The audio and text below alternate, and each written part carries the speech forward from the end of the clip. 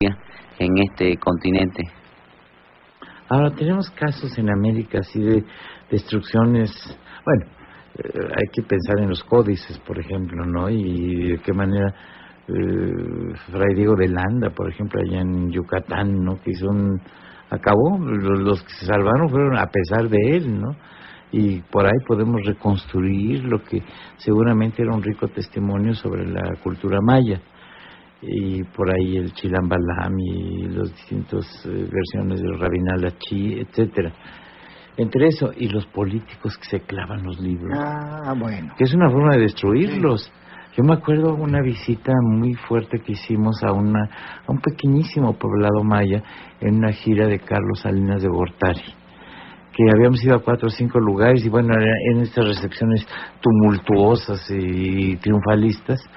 Y en el caso de llegamos a este pueblo, no había nadie, y había como el árbol tutelar del pueblo, una ceiba, y alrededor de esa vieja ceiba, los ancianos del pueblo de espaldas. Y entonces Salinas dijo, ¿qué pasa aquí? Y no, dice, pues si ya los habíamos mentalizado, no sé qué dijo alguno de los decanes. Total que bajaron, y el asunto era que un político se había llevado su Chilambalam, ¿sí? Su ejemplar, el del pueblo, el manuscrito.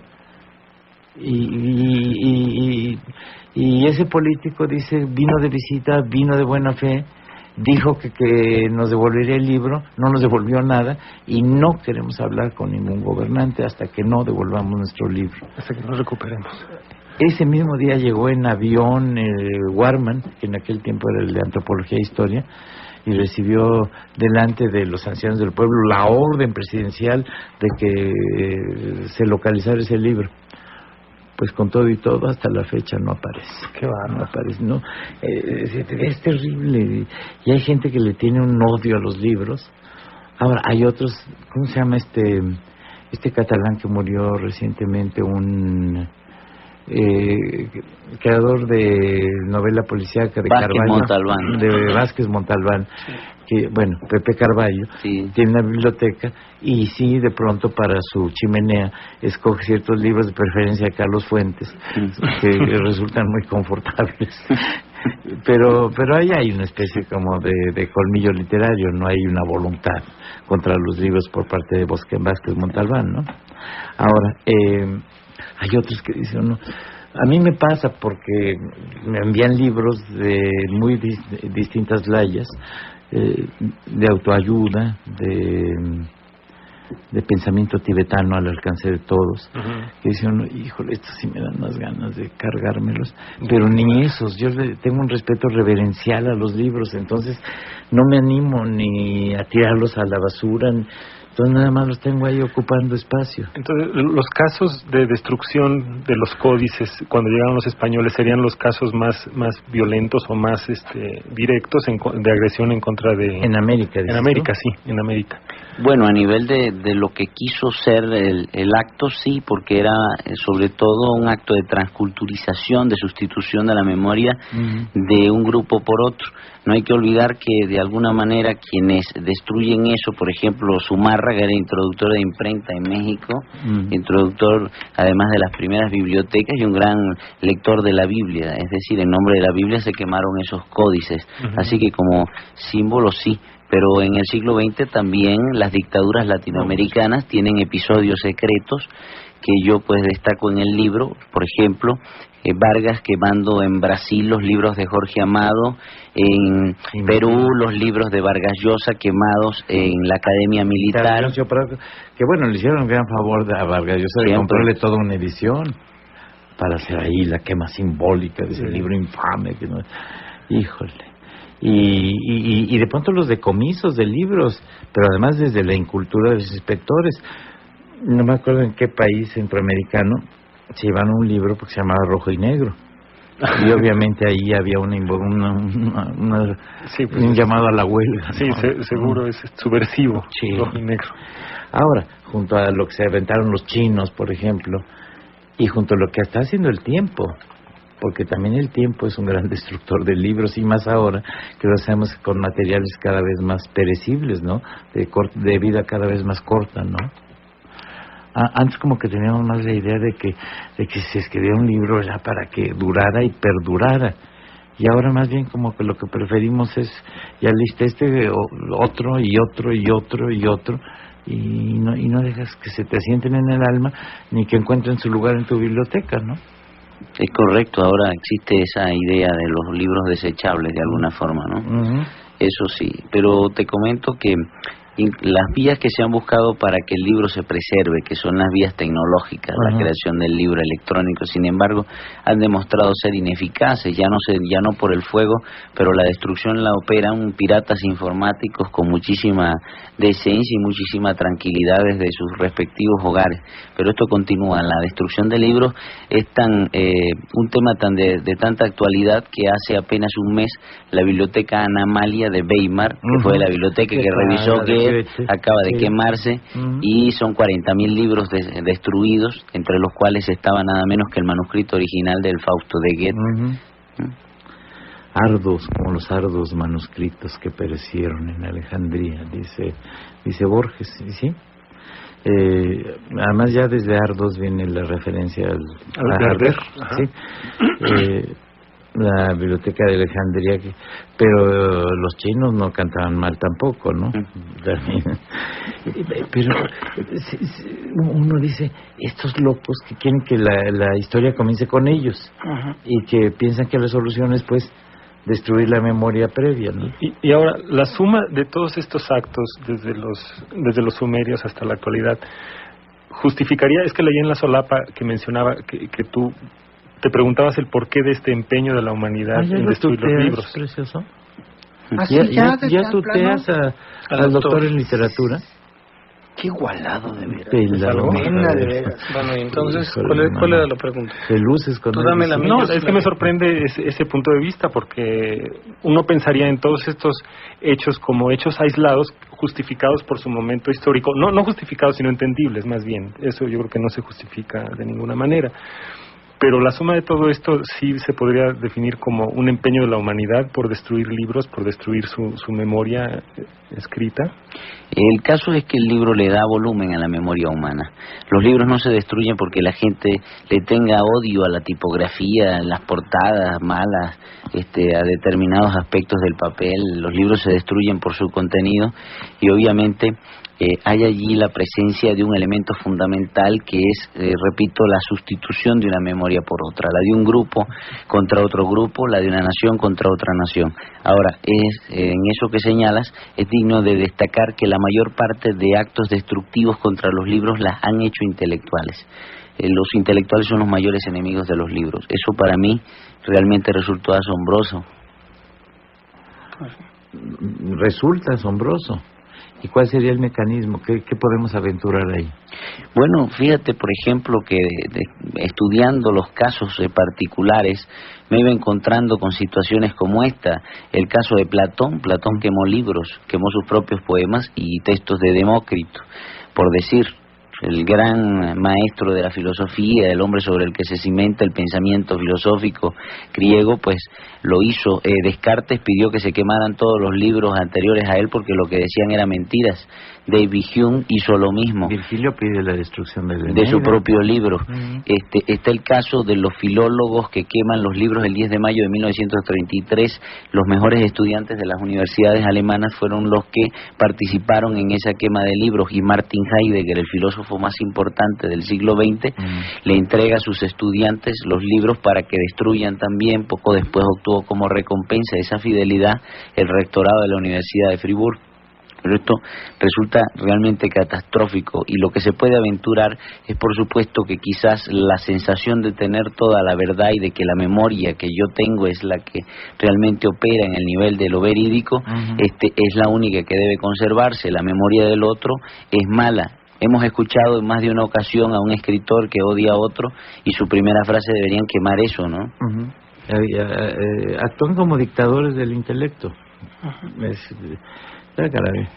¿Qué va a aprender el lector que lea Historia Universal de la Destrucción de los Libros? Si finalmente, más allá de la reseña cronológica de las distintas tragedias que han ocurrido con colecciones, bibliotecas, etcétera, ¿Qué le queda? ¿Qué pozo le queda en el alma al lector?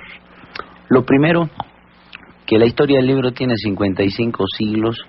La historia del libro. El libro nace en el año 3300 antes de Cristo en Uruk. Y el mismo tiempo tiene la destrucción de libros. Los primeros libros no se destruyeron, fueron destruidos en distintos combates y actos problemáticos que ocurrían entre las aldeas de Sumeria. Y el lector pues debe sacar una conclusión, me parece a mí, que es la preliminar a la que yo lo invito a reflexionar, y es la del hecho de que de alguna manera en esta aventura por el conocimiento debemos proteger los libros y rescatar sobre todo el diálogo, la pluralidad, y la consecuencia de todo esto no es otra que aceptar el otro, porque todas las civilizaciones han participado en quemas de libros, todas las culturas, todos los grupos que pude estudiar, pero todos tienen un concepto de dividir el mundo en nosotros y ellos. Esa tendencia universal a la división de nosotros y ellos, por supuesto, debiera ser también, o dejar espacio y margen para que de alguna forma podamos compartir ese nosotros y ellos en un todos, ¿no? El horror al que es distinto. Eso hay que superarlo, porque si no seguiremos destruyendo libros. Y yo recuerdo todavía los grupos de extrema derecha que surgieron en México, tipo Muro, todo esto, que no es más que el antecedente de Serrano Limón, que todos los libros comunistas eran quemados, y era una especie como de ofrenda a Dios. Estaría encantado. Además, de pronto aventaban La madre de Máximo Gorki. No tenían ni idea de lo que estaban quemando. ¿Todo eso lo hacían en público? ¿Lo hacían...? Sí, claro. Sí, y en las escuelas confesionales, etcétera. En fin, señores, córranle a comprarle en la editorial Debate, de Fernando Báez, Historia Universal de la Destrucción de los Libros, de las tablillas sumerias a la guerra de Irak. Es la colección Arena Abierta, sí, de editorial Debate. ¿A qué grupo editorial pertenece? A Random House. A Random House, ¿verdad? Mondadori. Random House Mondadori. Muchísimas gracias por acompañarnos, don Fernando. Gracias a ustedes por invitarme a este prestigioso programa. Gracias, hermano. Eso de prestigioso suena padre. No, bueno, tener prestigio ya bueno o malo, eso ya es otra cosa, pero de que tenemos es mejor tener prestigio que reputación, ¿no? Sí, que suena como un énfasis. Bueno, es como una reiteración. Señores, ya llegó el guitarrista, ya llegó Juan Penas. Pero, ¿qué traes? ¿Por dónde se cuela este señor, hombre? Bueno, ¿Para qué? ¿no? Me dijeron que pidiera disculpas por haber tuteado al doctor. Los amigos invisibles. No, toca tu guitarrita y a continuación y retírate. Me vaya a un corte con música de Antonio Lauro, también venezolano.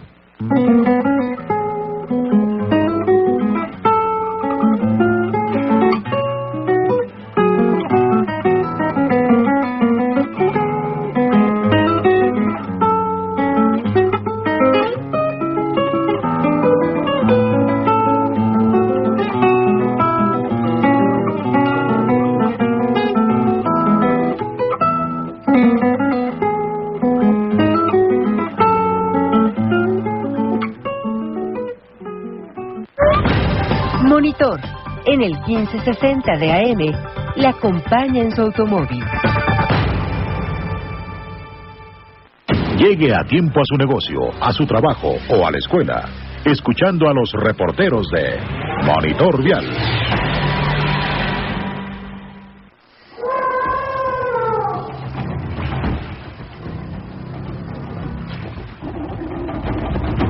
Ya están en Universum los habitantes de la sabana. Sin rejas de por medio, acércate a los animales salvajes africanos. Se quedan hasta fin de año en Universum, el Museo de las Ciencias, abierto de lunes a domingo de 9 a 18 horas. Zona cultural de Ciudad Universitaria. ¡Adiós! ¡Adiós! ¿A quién le dices adiós? ¡A las trampas, mamá! Tú también despídete de la corrupción. Participa en el concurso de dibujo infantil ¡Adiós a las trampas! 2004. Si tienes entre 6 y 12 años, haz un dibujo sobre cómo te imaginas un México honesto y sin trampa. Entrega tu dibujo en las oficinas del IFE más cercanas o llama al 1253-9727. Tienes hasta el 15 de octubre. Invitan la Secretaría de la Función Pública, Conaculta, IFE, IMED, Consejo de la Comunicación. Si tú participas, es posible. En esta casa no cabemos tú y yo.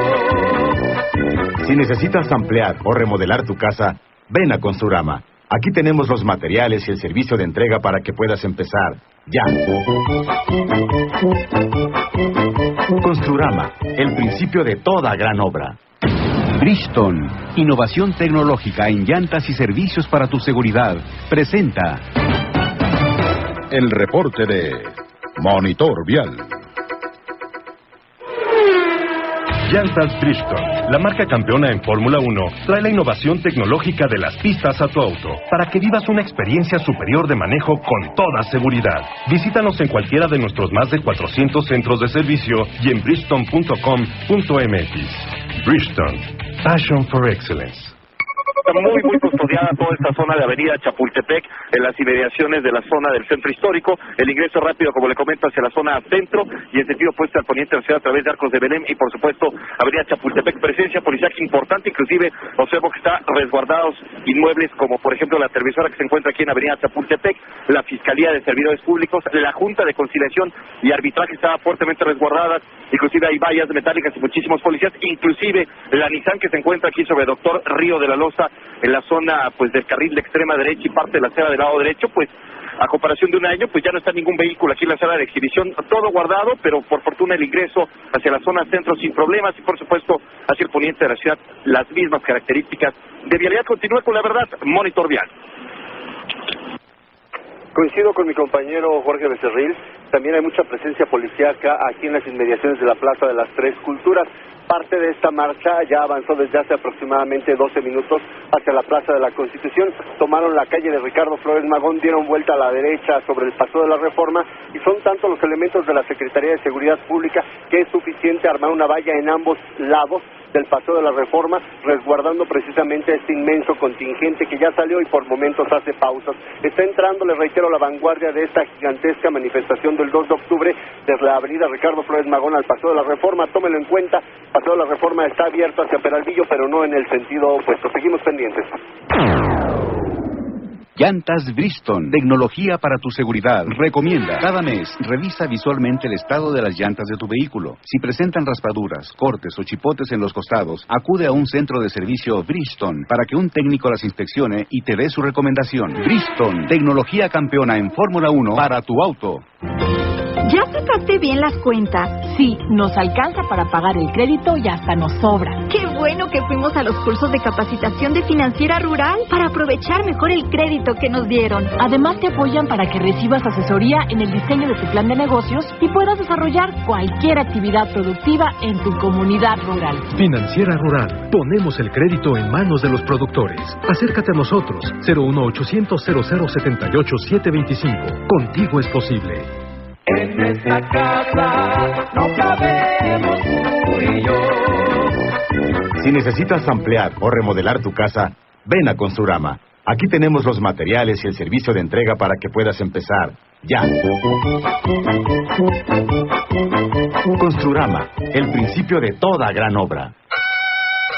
La Universidad Autónoma Chapingo, en su 150 aniversario, te invita a la 20ª Feria del Libro Chapingo 2004 y 9ª Feria Nacional de la Cultura Rural. En esta ocasión mostraremos el esplendor de la cultura huasteca a través de su música, baile, gastronomía, arte y conocimientos. Te esperamos en Chapingo del 7 al 17 de octubre. Estamos a 2 kilómetros de Texcoco, Estado de México. Informes al 01-595-95-2-1507. ¡Pasen, señoras y señores, pasen! Admiren a la horrible mujer barbuda, al feroz hombre perro y nuestra atracción central, el increíble niño burbuja, incapaz de tener contacto con los demás niños. ¡Pasen, pasen! No puedes tener a tus hijos en una burbuja. Mejor cuídalos y protégelos con las acciones de la Tercera Semana Nacional de Salud, del 11 al 15 de octubre. Contigo es posible. Consejo Nacional de Vacunación, Sistema Nacional de Salud. Monitor, en el 1560 de AM, le acompaña en su automóvil. Gracias a la vida que me ha dado tanto, me dio 2 luceros que cuando los abro perfecto distingo lo negro del blanco. Y hacíanse presente doña Violeta Parra Y en días así es cuando uno tiene que hacer así el esfuerzo y decir gracias a la vida, aunque venga el día tan piñata. Me parece muy agradecido. Gracias a la vida. Gracias. Y gracias a Violeta Parra que compuso esta hermosa canción. Yo le quiero dar y gracias a Juno en Campos, ¿no? que hace Campos. muy bien su trabajo y la queremos muchísimo aquí. Una mujer profesional. Qué bárbaro, no saben. Y además monógama momentánea, ¿eh? Sí. Toda monógama es una polígama sí. muy discreta. No seas así, no les levantes falsos. Polígamos de todos los países unidos. Que la canción.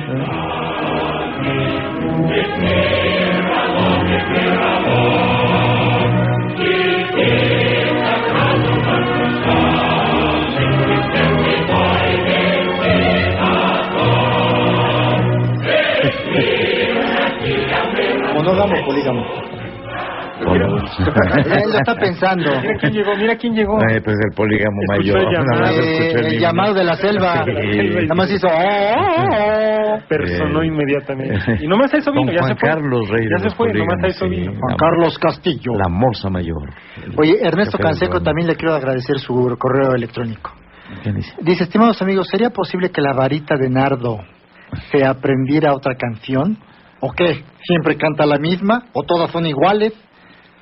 Puede perder el patrocinio de la Martucha y Quique, ¿eh? No, eso sí nunca. Pero sí sería bueno que se aprendiera.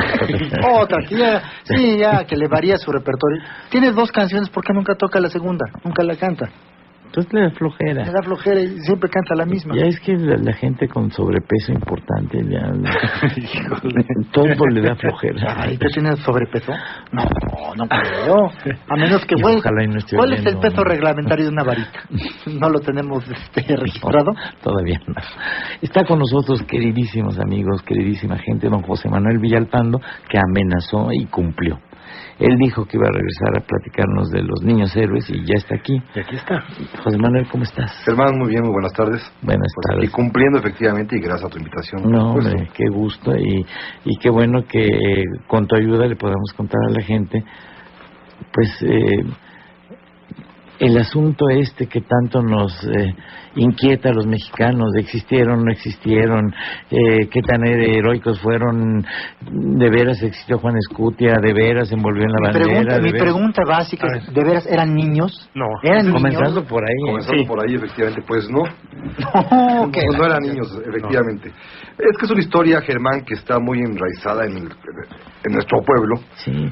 Además comienzas tú en tu libro, perdón que te interrumpa, recordando un libro que para mi niñez fue un libro entrañable. ¿Corazón? Entrañabilísimo. Sí, fíjate, Salvador Elizondo, el exquisito autor de Farabel, dice que una de las obras que hay que rescatar del siglo, de la cultura occidental, es Corazón de un niño, del mundo de Amichis. Ya nadie lee Corazón. Entonces ya nadie sabe del tamborcillo sardo, nadie sabe de los Apeninos a los Andes, nada. Pero qué historias más hermosas viene ese libro. Y tú comienzas con el tamborcillo sardo, ¿no? Así es, porque la creación del mito de los niños héroes corresponde precisamente a una imagen del siglo XIX. Muy romántica. Muy romántica, en el cual, en Italia, por ejemplo, en este caso, es Italia que está apenas formándose cuando De Amici escribe, pues es una Italia que requería de héroes, pero son héroes vivos, que es quizá lo más interesante, que hacen acciones vivas y que la gente puede contar y recurrir a ellas y verlas como ejemplo.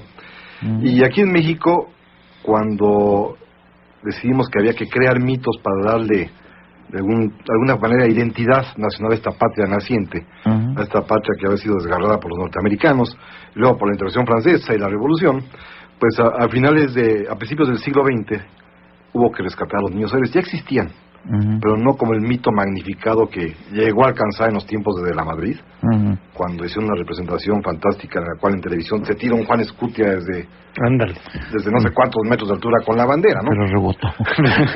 había colchón abajo, por eso no se veía en la cámara de televisión. Pero sí, este ya es un mito ya exagerado, creado a propósito, inflamando exageradamente la identidad nacional, y falso, por supuesto. Falso, y lo que propuse en el librito pues fue un poquito hacer una de las telarañas, saber qué hay de cierto en el mito, y si hay cosas que son verdaderas y auténticas, como el que sí existieron. Es decir, si hubo 6 muchachos que mueren, 6 adolescentes que en combate contra los norteamericanos en la batalla del 3 de septiembre del 47, si los 6 tenían alguna vinculación con el colegio militar, alguno era exalumno, otro llegó en ese día del momento, otros eran cadetes, si los 6 habían tenido la oportunidad de no combatir junto con sus compañeros, pero optaron voluntariamente por quedarse. Yo creo que ese es el verdadero acto heroico. Y como en México honramos a los muertos y no a los vivos, resultaba ser que era muy conveniente honrarlos ya muertitos, porque los niños héroes que sobreviven después son muy latosos en nuestra historia. Miguel Miramón es el principal de ellos, ¿no? Yo estoy seguro en mis apuestas que de los 6 cadetes muertos, si hubieran sobrevivido, 4 habrían sido conservadores por lo menos. Entonces hubieran sido muy latosos, pues como le haces honores a un conservador, ¿no? Entonces eran mejor los muertos. Y comienzan los mitos precisamente desde sus edades, desde la falta de registros históricos de lo que aconteció ese día, hasta el momento, como el libro lo prueba, que el culto a la muerte termina con esa cosa tan esquizofrénica que es honrar 6 craniecitos que no son de ellos, pero que nos hacen creer que son de ellos, que están en Chapultepec, en el altar de la patria, donde los van a poner ahí, por circunstancias mágicas, casi. ¿Han sido de gente del gabinete? Pues no eran niños todavía. Bueno, que así deben tener los del gabinete. Son como microcéfalos. Es casi el mismo tamaño. Yo por lo menos caería en sospechosismo. Sospechosismo. Pues sí, es un mito. Fíjate que los niños héroes son en realidad 6, efectivamente, de los cuales niños son 2, que son menores de 14 años, si es que nos apegamos a la definición antropológica de que niños son los menores de 14. Los otros 4 son mayores de 14, 2 de 18, 1 de 19 y 1 de 20 años. No sé si ya no era niño ni a mentadas de madre. No, hoy los de 14, 13 años tampoco son unos escuiles, en aquel tiempo tampoco, ¿no? Ya saben por lo menos hacer diabluras con toda mala fe, ¿no? Ya están verdolagones. Exactamente. Los niños no eran, y ese pues es un primer mito que habría que poder separar.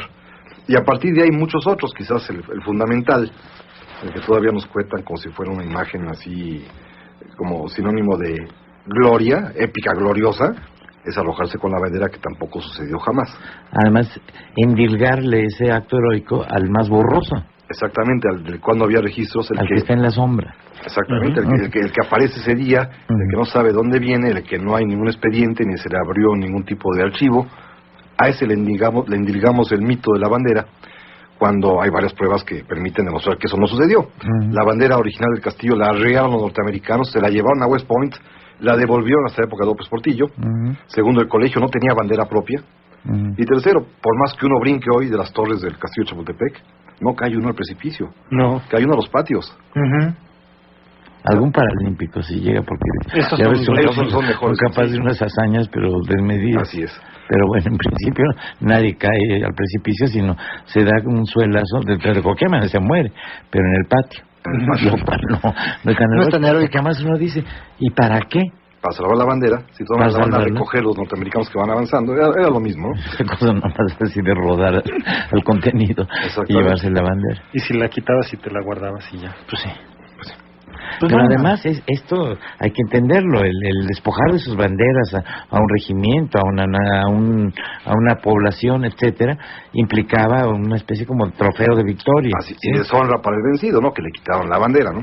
Y era una manera, como ahora hay vitrinas del Real Madrid donde, bueno, cuando jugaba bien el Real Madrid, tienen unas vitrinas donde enseñan la cantidad de trofeos. También había una sala de banderas muy importante en cada uno de los países. No sé si en México tengamos alguna. Sí, curiosamente, sí, en Churubusco hay una sala de banderas en donde todavía hace tiempo existían un par de banderas norteamericanas capturadas en la guerra del 47 por los nuestros, y un par de banderas tejanas capturadas en 36. Bueno, o sea, sí logramos exhibir un par de trofeitos. Y una beliceña sí podríamos conseguir, ¿no? Sí. ¿Quién sabe? Luego salen respondones los centroamericanos. Bueno, entonces... sí, nos consta la existencia de 6. Efectivamente. Sí nos consta que esos 6, libre y voluntariamente, accedieron a dar la pelea por México. Como otros 50, pero que sobreviven, ¿no? Pero todos se quedaron a pelear. Lo importante es la decisión, creo yo, de jóvenes que no tenían por qué estar allí, que deciden quedarse a combatir. Y que tendrían que haber sido tan cargados de honores como los muertos. Efectivamente. Ahí está mi tatarabuelo, ¿ves? Pero como luego sirvió al imperio. ¿Quién era tu tatarabuelo? Jiménez, que viene aquí en la lista que tú haces. Sí, ese era mi tatarabuelo. Pero claro, como sirvió al imperio, pues nunca le reconocieron el carácter de heroicidad. Sí. Ahora, sí, dime. No, efectivamente, yo creo que esa es la parte más cruel, porque no solamente sucedió en ese tiempo, sino en realidad cada vez que los jóvenes mexicanos combaten por alguna razón, solamente honramos a los muertos, los que sobreviven como que no les pasan, no se engracia, ¿no? Nos gusta hacer la parte mortuoria así. Pero además, una de las cosas interesantes del libro es que, a manera de prólogo, antes de hablar de los niños héroes, nos habla de otros niños, que sí fueron niños y que sí fueron héroes también, como Narciso Mendoza. Así es, bueno, el asunto de los niños de Cuautla, que el niño artillero no es el solito, son una bola de escuincles que, emocionados porque estaba allí Morelos, pues organizan, gracias al nepotismo de Morelos, que tenía a su hijo también ahí como capitán, a Juan Almonte, que era un chamaquillo de 13 años, organizan una compañía de niños y combaten en el sitio de Cuautla, y eso es muy bonito, ¿no? Morelos tenía que andarlos cuidando porque se exponían a muchos peligros. De eso, niños olvidados, nada más se recuerda a Narciso Mendoza por el cañonazo, pero los demás también formaron parte de una historia mexicana olvidada, ¿no? Y este mismo durante un rato estaba muy dudosa su existencia, ¿no? Hasta que no encontraron esta carta que mencionas. Es que aparece ¿Cómo se real. Encuentran esto? ¿Cómo descubren estas cosas? Pues muchas veces es una especie de chiripada del destino, porque hay que estar en los archivos, y hay gente, en mi caso lo reconozco, que tenemos un buen olfato para atinarle, para que los documentos pasen cerquita de uno y este es el documento que yo estaba buscando, o que no me imaginé que existiera y aquí está, ¿no?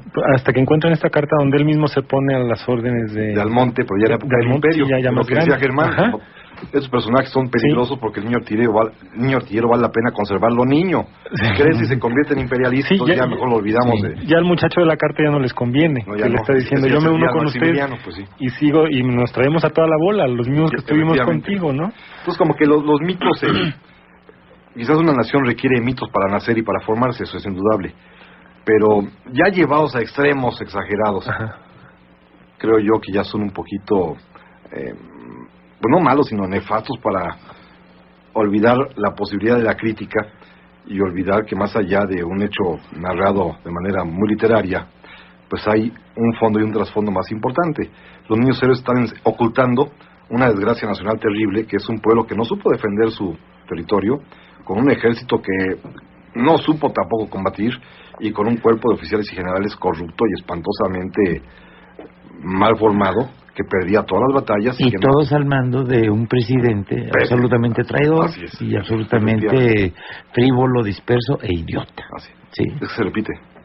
¿Qué? Son circunstancias históricas. Señora Nelly Stevens, querido don Germán Deza, esta vez me comunico para quejarme. Pues he llamado en 3 ocasiones y no han pasado mis mensajes. Pues qué pelados, Nelly Stevens. Esto les cuesta 10 chocolates menos a las telefónicas de la provisión que les traemos. Nos vamos a tener que comer nosotros. Pues sí. Lástima. Bueno, yo. Pero Nelia, ya sabes. Porque tú no puedes. Quiere, mi querida Nelia. Don Juan Manuel García. Don José Manuel Villalpando, ¿qué te parece el libro? ¡Qué llevada! ¿Qué llevado, Juan Manuel? ¿Qué te parece el libro del autor Velasco Piña titulado La Guerra Sagrada? ¿Por qué le preguntan nomás a él? Yo también lo leí. A ver. Pero les interesa la opinión de él. No lo he leído, porque me imagino de qué trata. Tiene una versión anterior que se llama El Séptimo Cadete, que sí es una historia muy bonita, pero es esa historia de llevar la épica a creer que los cadetes de Chapultepec son hoy los ahuehuetes y son figuras sobrenaturales que están protegiendo a la Chapultepec y a la patria. O sea, pero en La Guerra Sagrada... Eso no lo he leído, ya lo vi por ahí en mente. Lo que hace Velasco Piña es hablar de la gesta de independencia. Y pero te empieza a hablar de que se incorporaron los magos de las sobrevivientes de las antiguas culturas, y en la batalla de las cruces hicieron no sé qué, en salmos y encantamientos, y le hicieron sentir a Hidalgo que no era el momento. Unas jaladas, Pues parece como Zapata. Sí, ándale, como el Zapata de Araum, ándale, hijo de super. No, o sea, eso no es historia, ¿no? Ahora, lo que sí puedo decir es lo que me decía mi mamá cuando le leía yo mis primeros intentos literarios. Decía, ay, mijito, no entendí, pero te debe haber quedado muy descansada la cabeza. Después de sacar todo eso. Entonces, a don Antonio Velasco, yo creo que terminando cada uno de sus libros, ay, cómo me descansó la cabeza. Bueno, doña Isabel de Jumilla, un beso a Fernanda, a Toñito y 1000 besos en todo su cuerpo. Oye, eso, a mi charro negro. Posdata, lo amo. Pues, de una cosa se sigue la otra. Sí, ¿no? Creo que ya nos quedó claro. Bueno, María Eugenia Lira Morales, fíjate, ya están llamando. Ya, por fin. Es cosa de darles un chicotazo y entonces reaccionan. No, un chicotazo, tener un excelente invitado y entonces se anima este programa. Señora María Eugenia Lira Morales, buenas tardes, queridísimos cocones. Antes que nada, un saludo cariñoso a todos. A Fer y a Toño, un beso rico. Maestro Germán, aparte del beso rico y sabroso, le mando un abrazo apretado y enjundioso. Y no vuelvo a decir que son el chicle masticado. Si lo fueran, serían el que se guarda bajo la mesa para después volverlo a saborear. ¿Qué haces tú con la mesa del señor Gutiérrez Vivo? Nunca. Constelada de chicles. No, yo ahí dejo los chicles, no los vuelvo a tomar. El rebozo gastado, pero que aún puede tapar. En ovaciones de la semana pasada, que guardo para obtenerle otro rato agradable. Gracias por todo el cariño que desparrama por la radio. Felizmente, María Eugenia. Y luego, ¿qué significa chiribicuarta? Entonces eso es como de chavo, ¿no? De un objeto informe que comparece en la realidad después de la chiribitercera y antes de la chiribiquinta. Y ya. ¿Y qué es la chiripiorca, entonces? ¿Qué es más? Pues es lo que te viene después de tantas tonterías, hombre. Doña Rosa Tapia. Señor Villalpando y Germández, el mito de los niños héroes fue y ha sido una forma de unir al país, el cual desgraciadamente se ha caracterizado por no serlo. No ser país o no estar unido. O el mito. Finalmente pienso, lo importante no es existieron o no, más bien que él lo originó. Y lo acaba de decir él. Lo dijo. La urgencia de tapar una enorme vergüenza, una lacra de nuestra historia. Es decir, la invasión de una nación que aprovechó los problemas internos que teníamos, aunado a la codicia y falta de honor de ese país. Más bien debemos aprender la lección para no repetirla. A ver. Eso totalmente de acuerdo. La otra parte del mito, pues sí, el mito existe. Debe ser fundacional, es decir, la gente le gusta pero saber si su infancia. Si alcanza ese peso de mito fundacional. Sí alcanza, porque a los niños eso puede ser un ejemplo, bien tratado puede ser un ejemplo. Sí. Cuando es uno chico, a ver que hay niños que pueden hacer ese tipo de actos, ¿no? Heroicos, por supuesto.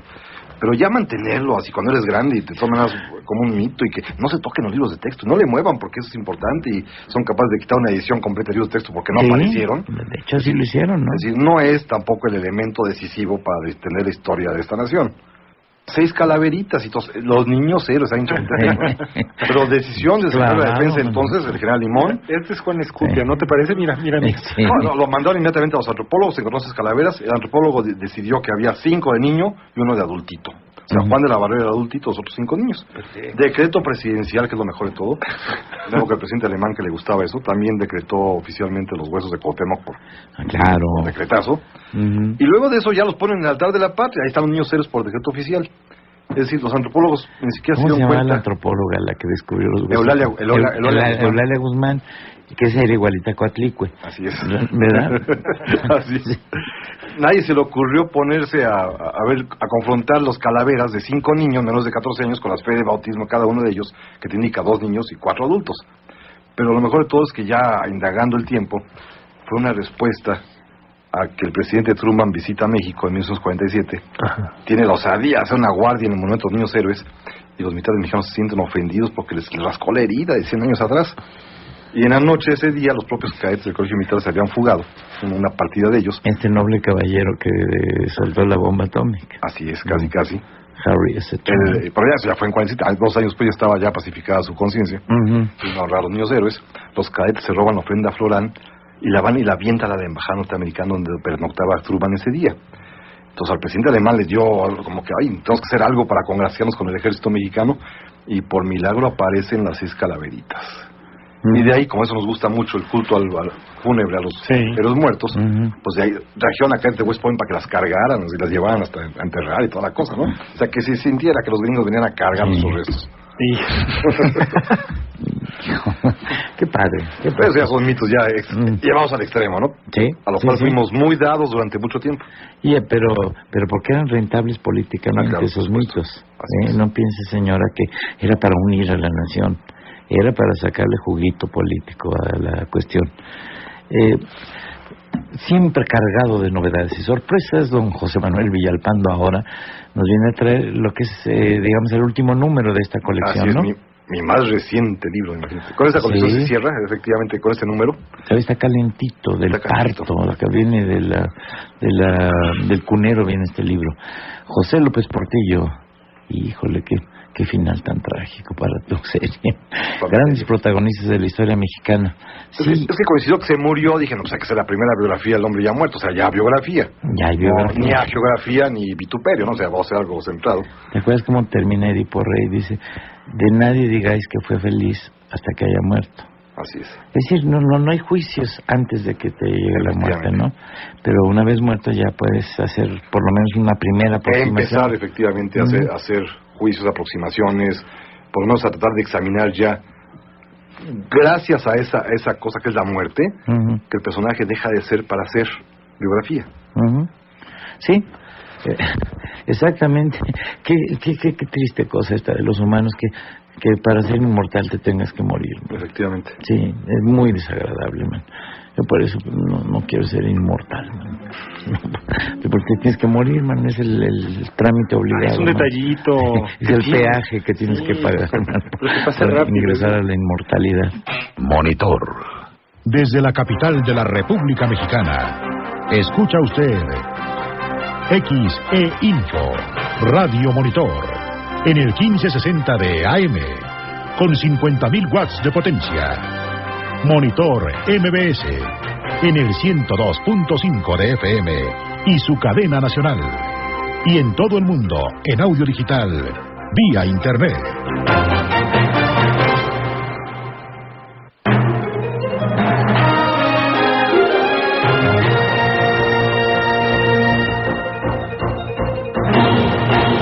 Desde la capital de México al auditorio del mundo, Radio Monitor presenta Monitor MBS.